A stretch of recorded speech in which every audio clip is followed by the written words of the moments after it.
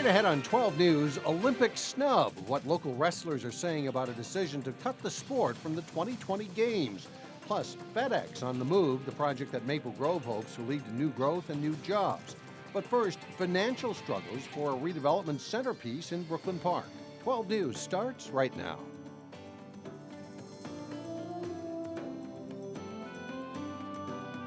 It was part of one of the biggest redevelopment efforts in Brooklyn Park history, but now the centerpiece in the Village Creek redevelopment area is in need of some help.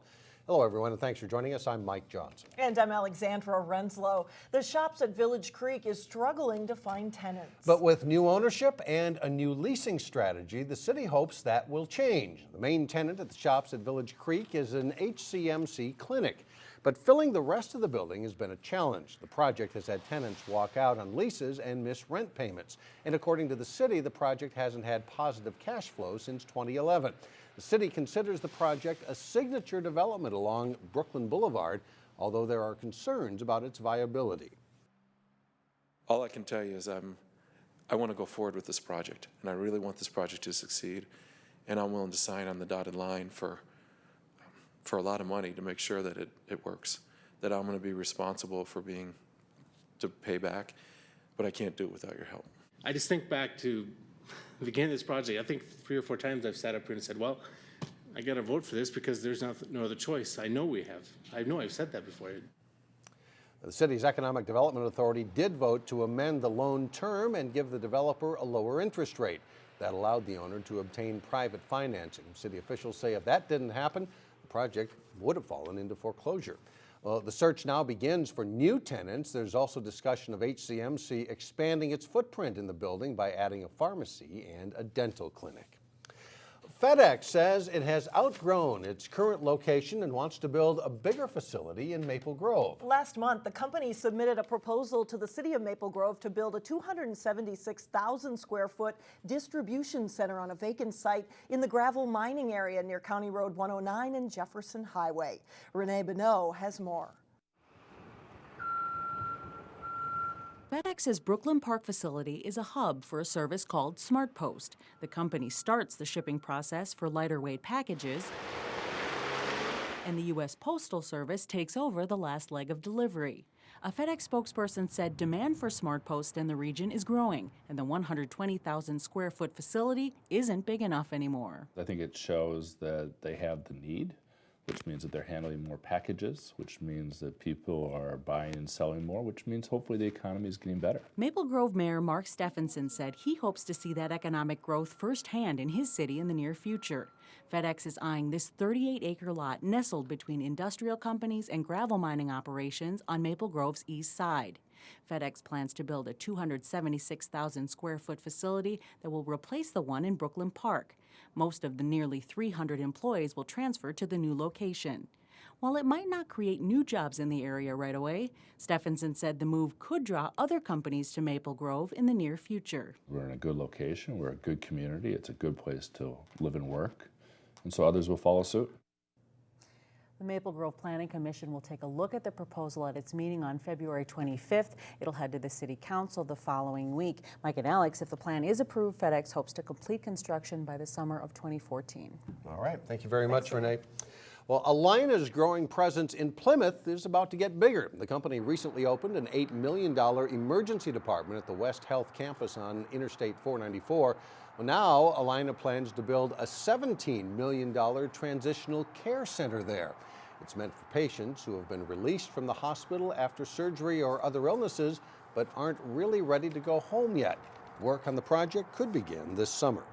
An overnight standoff in Robbinsdale lasted more than 8 hours but ended peacefully Tuesday morning. It happened in the 3900 block of Crystal Lake Boulevard. Police say it started at 10 o'clock Monday night when a woman made a 911 call saying she had been assaulted by her male roommate and threatened with a gun.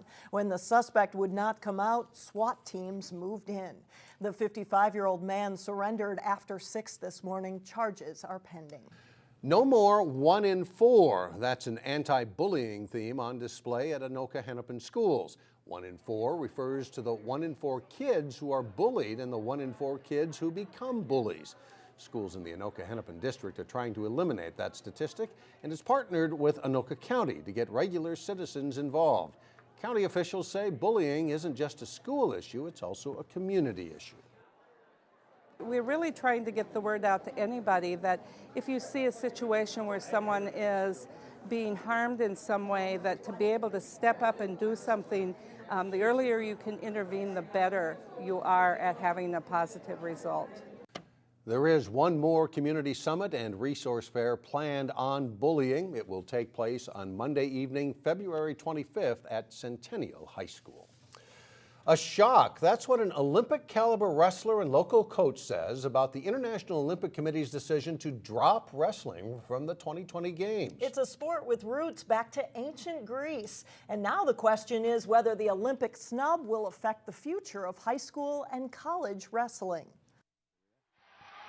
And this is a good move. When Olympic wrestlers took the mat at last summer's games, few could have anticipated the Olympic sport might be nearing its end. Right away, my mind jumped to, man, it's one of the oldest sports. It's like the grandfather of Olympic sports. How could they do that? To Tim Hartung, a wrestler at the U who went on to become an alternate at the 2004 Olympic Games. Now that dream is taken away. The decision to drop the sport from the 2020 Olympic Games feels like the ultimate takedown. When I was a young kid growing up and connected with the sport of wrestling, instantly you go to the heroes of our sport, which is always the Olympic champions, the Olympians, the people that have competed at that top level. Now the head wrestling coach at Wayzata High School, Hartung says the often misunderstood sport is already an underdog in an arena with other athletics. It's something Wayzata senior Weston Drogomiller has noticed too. My whole life I've kind of just known, like, you know, you go to a football game, I mean, they're packed, and then you go to a wrestling match, you got like family, and that's it. Drogomiller isn't shooting for the Olympic stage, but the five-time state qualifier comes from a long line of wrestlers and still sees a future in the sport, perhaps more in line with the likes of his coaching father and grandfather. Looking to wrestle at Mankato, and that's where my grandpa wrestled, so looking to kind of follow in his footsteps a little bit and maybe eventually coach. Well, it's hard to follow. They've made it difficult. What impact the Olympic decision might have on future participation in high school and collegiate wrestling, For Olympic Tim Hartung isn't sure, but he feels like an opportunity has been taken away from a sport he believes has much to teach. Regardless of their athleticism, their size, it kind of caters to that. Anyone can participate and work on the characters of life that it teaches. So I just hope that doesn't happen. According to the Associated Press, the International Olympic Committee made the decision to drop wrestling after reviewing criteria like television ratings, ticket sales, and global participation and popularity. Coming up, a trip to the dentist that proved quite valuable for families in Maple Grove. That's next in Health Check. And then later in sports, Osseo's boys basketball team is on a roll as they head down the stretch run of the regular season. But first, it's a look at your AccuWeather forecast.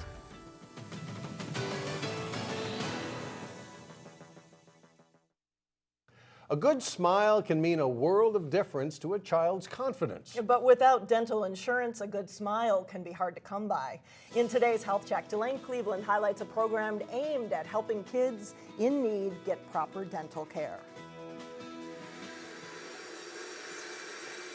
The dentist's office is typically a busy place. It's going to be busy, but it's fun. It's a lot of fun. A lot of laughter going on. So. Fun and laughter aren't usually words associated with cavities, fillings, and x-rays. This child in particular had two areas of decay that we fixed on the right side. But talk to 4-year-old West Jenkins. Well, it's cool. And he'll tell you he loves getting his teeth worked on. The dentist fixed our teeth so they can go ready to go. He's one of 50 children at this clinic taking advantage of the Minnesota Dental Association's 11th annual Give Kids a Smile event, where kids receive dental care free of charge. It's the only time they see a dentist all year long.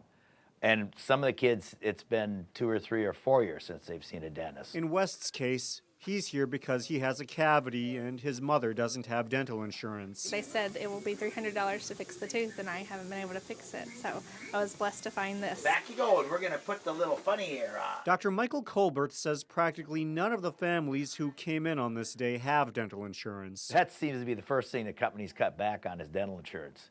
keep the medical insurance and cut back on dental insurance. To accommodate those families, Gentle Family Dental had 7 volunteers come in on their day off to provide free dental care. And I knew that I wanted to help out just to get kids' mouths healthy for people who can't afford it. These volunteers encountered teeth that needed attention for a variety of reasons. Not brushing, eating sugary foods, drinks. Flossing is something that kids, it's best you don't do. Those bad habits meant the volunteers were kept busy doing cleanings, exams, and fillings. Any cavities really that go untreated can lead to abscesses. Which means that a simple trip to the dentist can go a long way in ensuring that kids have a good smile for years to come. And on a 6th, 7th, 8th grader, that's huge. In Maple Grove, Delane Cleveland, 12 News. This year's Give a Kid a Smile event provided $2 million in dental care to more than 5,000 children in need across Minnesota. Coming up, a Plymouth cop's unique perspective on guns and diffusing tense situations. But first in sports, local squads get set for a big Saturday of section wrestling. John Jacobson has that and more when we come back.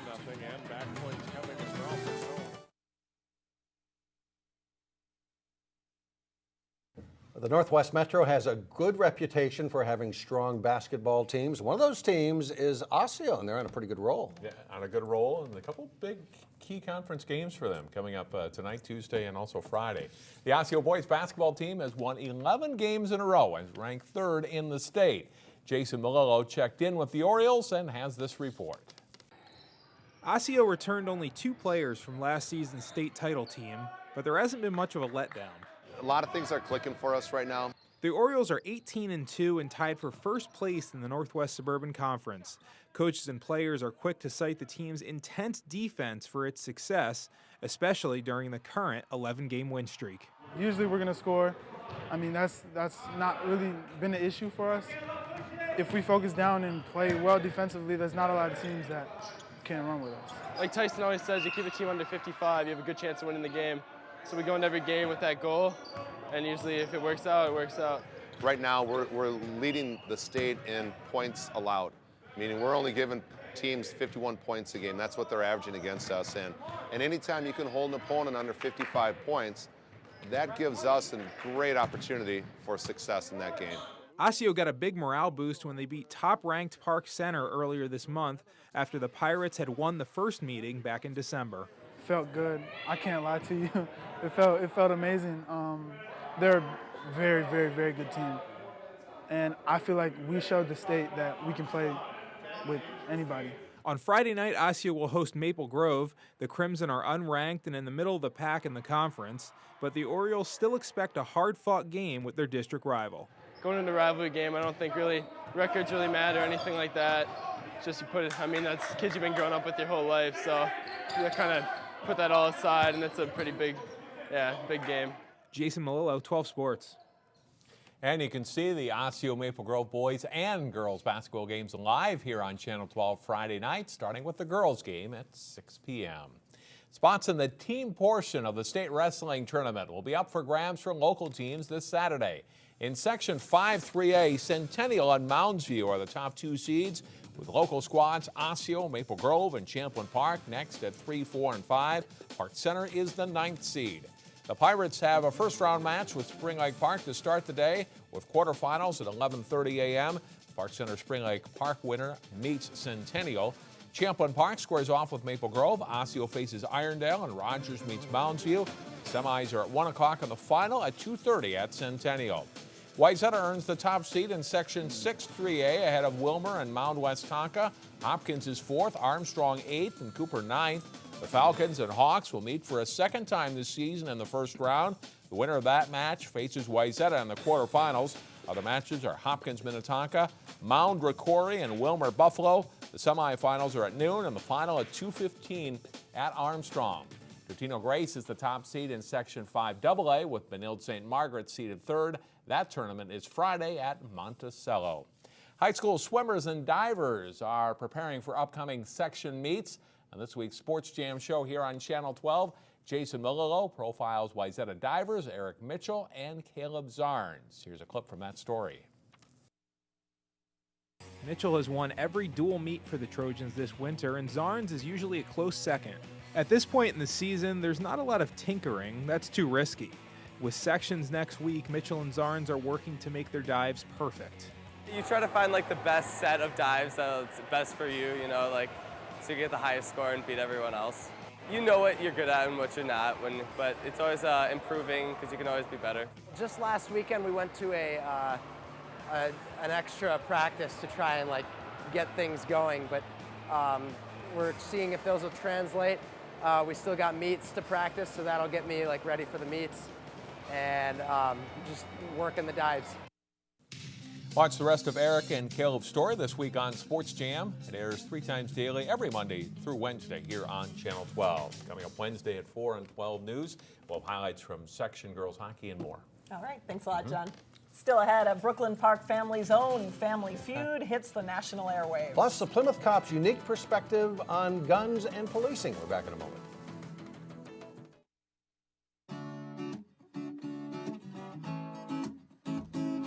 A Plymouth cop is back from a trip to experience police work in a foreign country. Scott Whiteford has been a Plymouth police officer for 8 years, and as part of his master's studies at St. Mary's University, Whiteford spent a week working with police in Great Britain. He says it's a whole different culture, and for one thing, the bobbies, as they're called in the UK, are usually not armed. They're often able to calm a situation, he says, just by talking it through. Getting used to dealing with people is what I have come away with. We're dealing with people from a distance like us, and we have a firearm. We're over there. They really have to rely on their verbal skills on how to de-escalate situations without having to try to use as much force as we would here. Well, Whiteford says that perspective should help him as he works the night shift in Plymouth. Well, finally, a Brooklyn Park family will be in the spotlight on national television. Cousins in the Turnberg family will get their chance to play Family Feud. Here's a look at their audition tape. Steve, what team should be on the Family Feud? Survey says the Turnberg! The family decided to make an audition tape on a whim at a family dinner, and it worked. The family got an invitation and flew out to Atlanta to tape an episode last summer. That episode will air tonight, Tuesday evening on CW Twin Cities at 6:30, and we will be watching too here at 12 News and share the experience that they had on our newscast coming up Wednesday at 4. So we'll see how they did. I understand there's going to be hundreds at the watch party. And they're still speaking to each other. Oh, Let's yeah, hope. apparently so. That must have been a lot of fun. That's all for us. Thanks so much for joining us. Stay with us. Community Corner coming up next. We'll see you back here tomorrow.